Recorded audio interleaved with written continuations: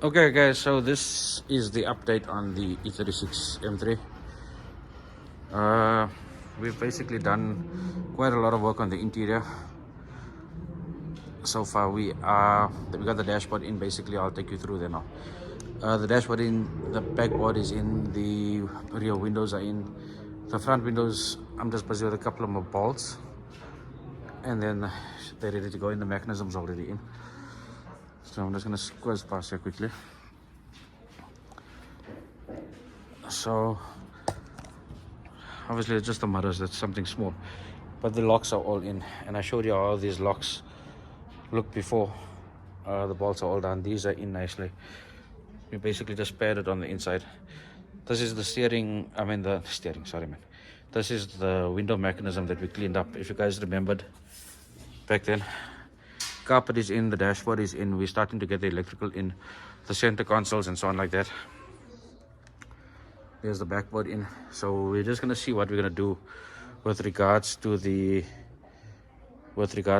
door cards, and we'll get that in afterwards. I think on the other side we started off with the locks on the doors. Then we're going to start getting the matting in. So the firewall matting, we're going to start getting that in. So you'll see here that the door locks started coming in. These, all the beadings and those things started coming in as well. What we done was also we washed up the windows before they went in, so we done some sort of a polish on it, but it'll get polished again afterwards.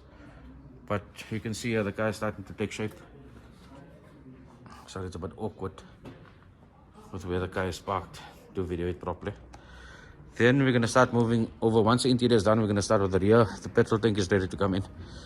We're going to start with the rear end and then move over to the front end. So the electrical is all done, that's all been tested already. We're getting signals and powers to the correct places. So I will update you guys within the next week on progress of the vehicle, and then we'll take it from there.